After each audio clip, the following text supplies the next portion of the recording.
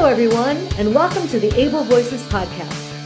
I'm Dr. Rhoda Bernard, founding managing director of the Berklee Institute for Accessible Arts Education, and I am proud to present this podcast featuring disabled artists and arts educators. We are inviting artists with disabilities to be guest hosts for the Able Voices podcast. Today, you'll meet our next guest host, teacher, writer, actress, artisan, and photographer, Renata Da Costa. Renata Da Costa is from Brazil, but lives in the USA. She is a teacher, writer, actress, artisan, photographer, mother, and artistic. She is the author of the works Insufficient, Finesse, Transformation, My Little Big World, The Bath in a Tub, and Sarah and the Family Rules. She was the anthology organizer for Talents Behind Autism. Renata has written poetry, short stories, theater, parody, and children's literature. Her texts have been published in more than 95 national and international anthologies. Renata is a member of the International Academy of Brazilian Literature in New York, a founding scholar of the academic nucleus of letters and arts in Portugal, and a founding scholar of the Italian academic nucleus di Scienze, Letter, and Art in Italy. She has won numerous literary awards and received many honors for her creative work. Welcome, Renata. We're delighted to have you as the next guest host of the Able Voices podcast. Thank you so much, Dr. Bernard. I'm really happy to be here with you and for the invitation. I'm so happy. Thank you so much. It is a pleasure. So I would like to start off by asking you to tell us your story as an artist. How did you start as an artist, and how did you get to where you are today? Wow, it's a long story, but I will try to summarize as much as possible. I spent my life until I was 39 years old without diagnostics, so without treatment, and I started therapy with 23 years old, but not for autism, but for depression. I always like to write. I started to write, I was 8 years old, and I wrote an epic theater in that time. And at the age of 12, I discovered the poetry, and I fall in love in the first time. And I've never stopped right until right now. And during this period, I did a lot of theater, and I love it. I did some kind of dance like jazz, ballet, flamenco, and belly dance. At age of 15, I was already an actress, and director in a school theater, and I wrote our one theater. And at 18 years old, I graduated from high school as a nurse and was invited to do a mini series in an important TV channel. But my career was blocked by my parents, who wouldn't allow me to go to the TV show. And in this period, I had the depression until I was 23 years old. And in this period, I wrote most of my poems. And to manage the pain I was feeling that time, I started studying photographer and create some handcraft. My first book was published in 2019. My Little Big World, it's a book about autism based on my experience with my son. Well, the same you say I am autistic mother, and my son is autistic too. I only discovered my autism after my son diagnostic. That's where I start study hard to write my first book, and I noticed the symptoms about autism in me, and I said, hey, maybe I can be autistic. And after the book was published, I like it, and I've never stopped write books. I start to give support for family with autism, with kids with autism, special need in Brazil, and around the world in a cell phone app. I studied to be an advocate here in the United States to help families here to deal with the IEP and help the family, giving a lot of support. I did an intensive work with autism in groups and adult and kids. I was teacher for 15 years. And right now I am doing my graduation in neuroscience and education.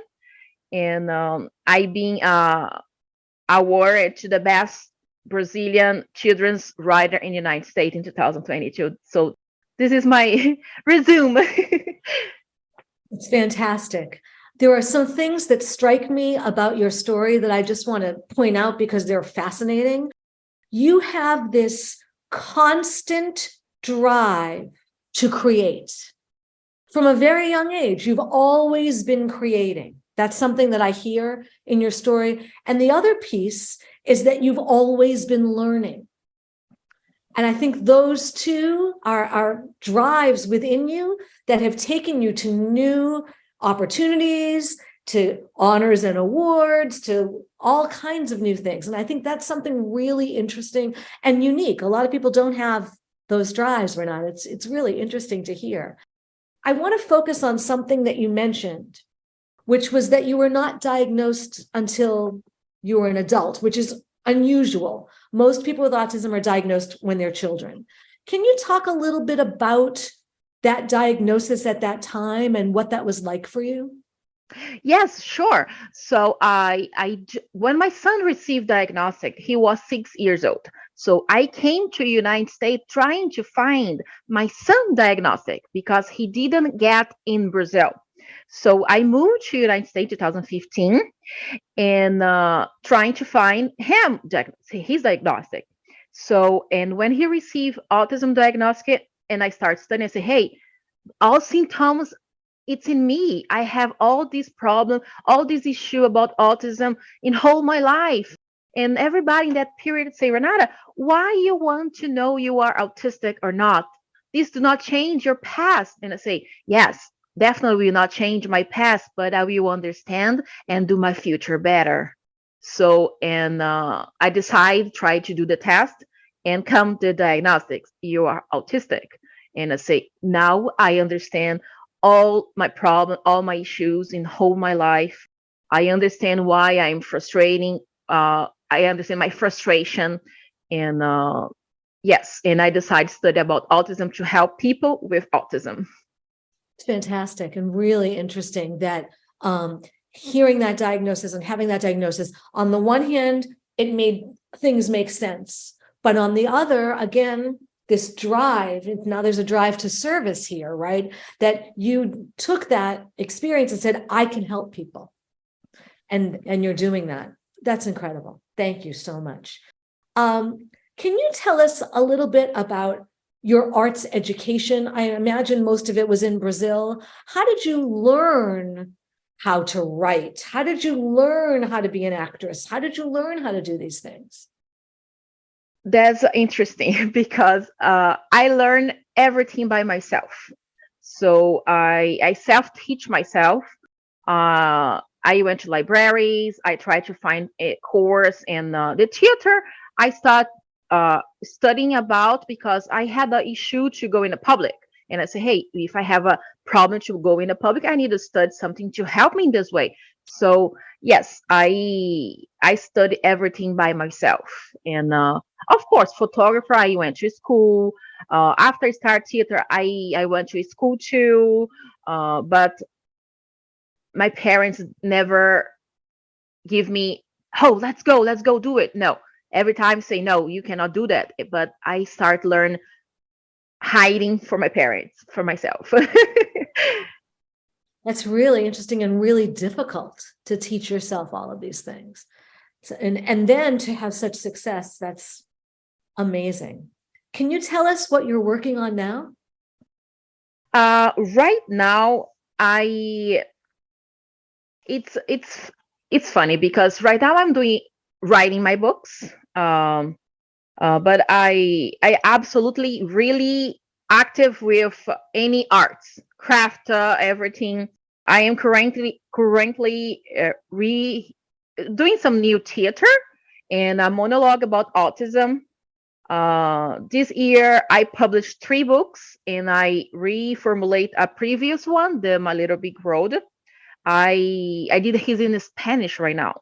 So he's Portuguese, English, and Spanish. I have several ideas in my head to write several books. I most already have, I guess, 4 books ready to send to the big publishing. So I'm writing ideas for projects for 3 movies in a partnership with my screenwriter friend. And in the meantime, the same I told I am studying, and my brain never stops. If if I don't have something to do, my brain creates something quickly. And I still don't live my life with art to pay my bills. And I do Uber driving. I am Uber app driver. I love this. First of all, I love that you say that your brain never stops. I think a lot of neurodivergent individuals can relate to that, and people who are not neurodivergent can relate to that. The difference is your brain is always creating, right? My brain never stops, but I'm always worrying. I'm not creating, I'm worrying. So I wish I were creating all the time. I think that's incredible. One of your books you actually wrote with so I should say your son, Raphael, studies with us, is a fantastic pianist and composer, and he's learning about computer music and doing all sorts of wonderful work. You wrote one of your books with him. Yes. Can you talk about that? Sure. We wrote the book Sarah and the Family Rules. So we have some rules at home because autistic person need the rules, need a consistent routine. And we decide to sit down and talk about our rules and our routine. And the Sarah come for us this year. And the rules in the Sarah book, it's our rules at home. We have in a wall all routines, all rules.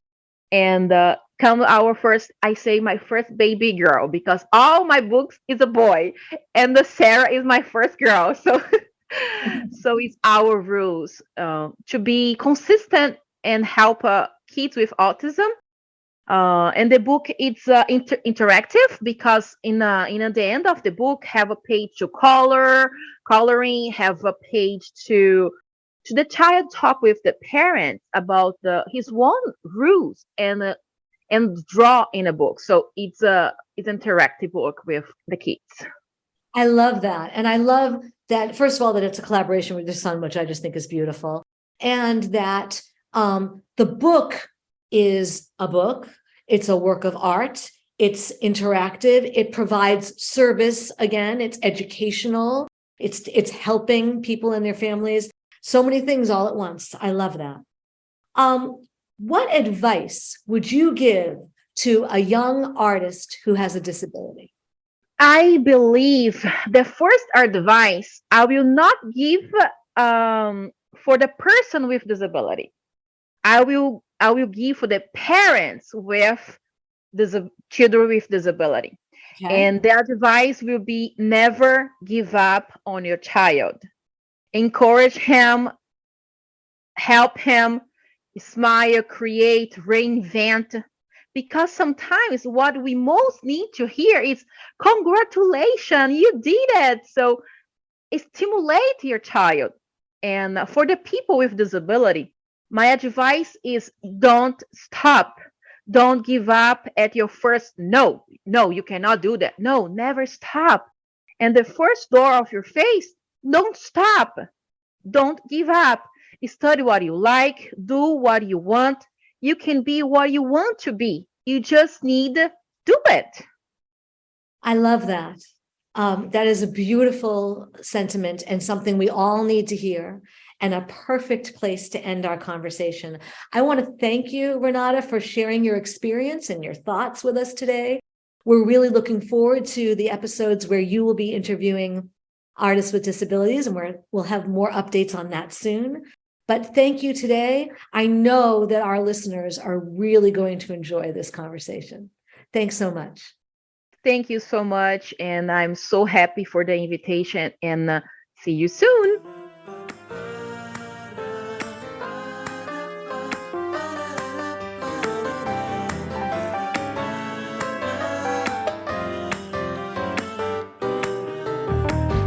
Able Voices is a production of the Berklee Institute for Accessible Arts Education, led by me, Dr. Rhoda Bernard, the founding managing director.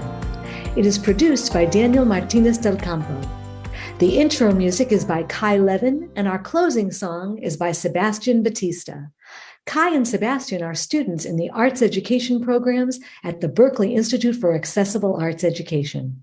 If you would like to learn more about our work, find us online at berklee.edu/BIAAE or email us at BIAAE@berklee, that's LEE.edu.